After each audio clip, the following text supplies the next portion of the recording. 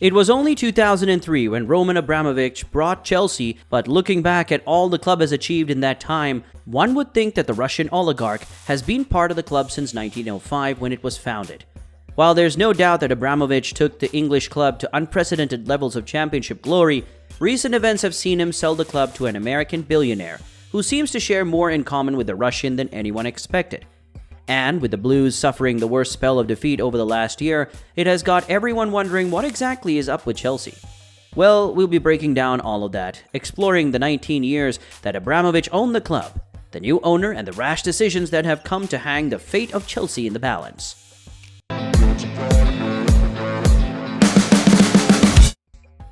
Chelsea under Abramovich. Before Abramovich, Chelsea was a decent competitive club vying for and mostly failing to win trophies. However, after Abramovich acquired them in 2003, what followed was the most successful spell in Chelsea's 117-year history. Under Abramovich, the Blues won 5 Premier League titles, 2 Champions League titles in 2012 and 2020 in the finals that saw them pitted against the big wigs like Bayern Munich and Manchester City. They also secured 5 FA Cups, 3 League Cups, and a FIFA Club World Cup. These successes were a result of the eccentric but often productive spendings Abramovich made on both coaches and players. And while those coaches often quickly produced the results they were bought in to give, the moment there was a slip in results, they were booted out of the front door. In Abramovich's football playbook, short-term success was prioritized and no one was too big or too successful to be sacked. Jose Mourinho was sacked 7 months after he delivered the English Premier League title. Roberto Di Matteo was also a victim of Abramovich's axe a few months after he won the FA Cup and the club's first UEFA Champions League in 2012. And with Antonio Conte, his sack letter came just 2 months after he won the FA Cup. What this showed to everyone was that Abramovich wasn't interested in past glories, all he wanted was immediate success. There was no mistake with Abramovich's approach to the English club. It was a business first, and that philosophy was evident in the insane spending. Spending a lot of money and loaning a lot of players. Abramovich personally funded signings and the wages of some of European football's best players during his time as owner of the club, with his spendings being in excess of 2 billion euros. His most expensive signing included Romelu Lukaku, Timo Werner, Kai Havertz, Alvaro Morata, and Fernando Torres. Despite all these spendings, none of them were able to justify their price tag. However, the pain of these shortcomings was made bearable by the signing of German coach Thomas Tuchel, who, after weeks of uncertainty, stole the hearts of Chelsea fans.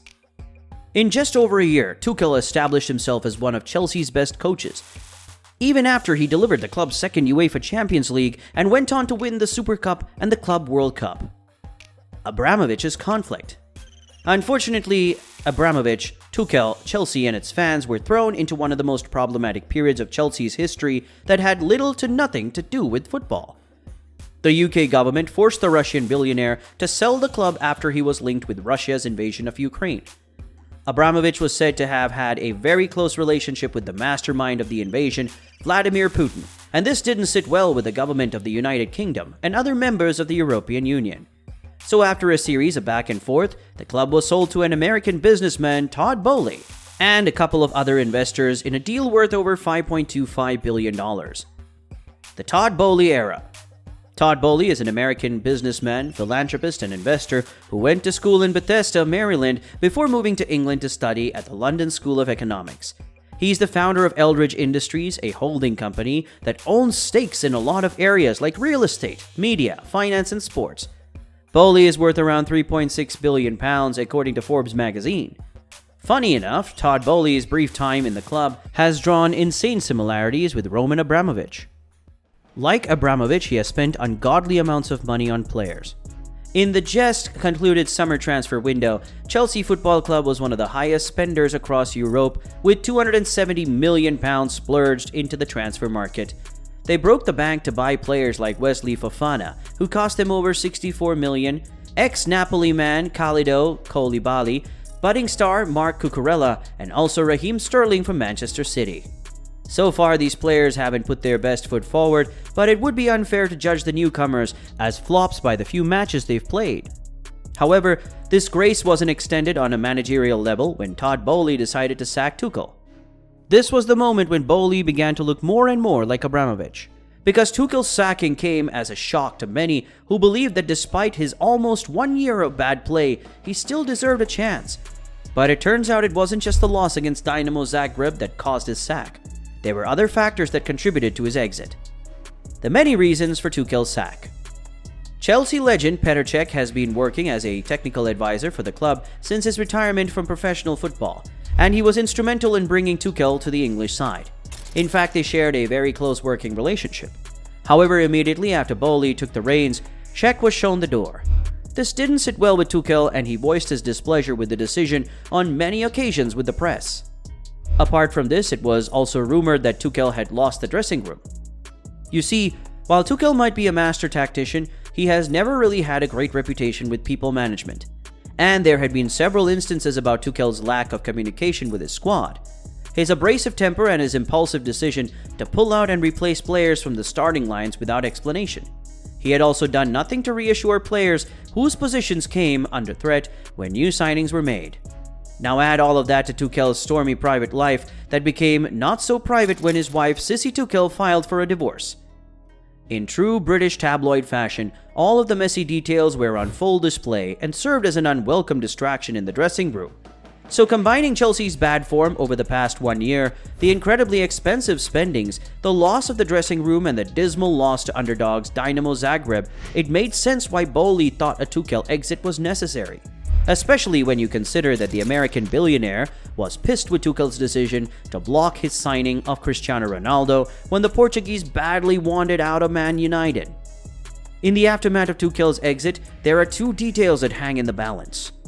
On one hand, we have Pierre-Emerick Aubameyang, who was happy reuniting with his former boss when the latter signed him from Barcelona to Chelsea.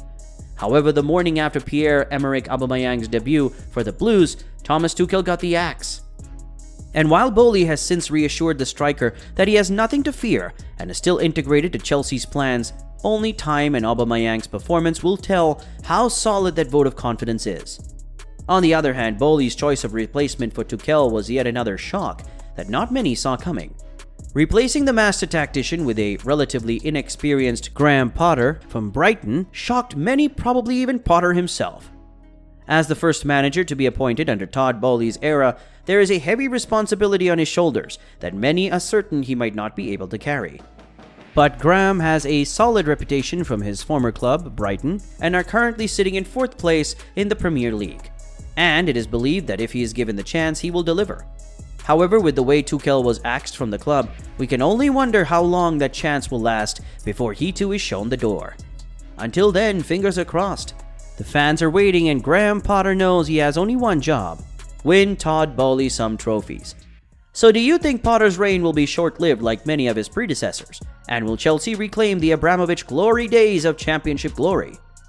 Let us know down in the comments, and don't forget to like this video and subscribe to our channel. Thank you so much for watching. See you next time.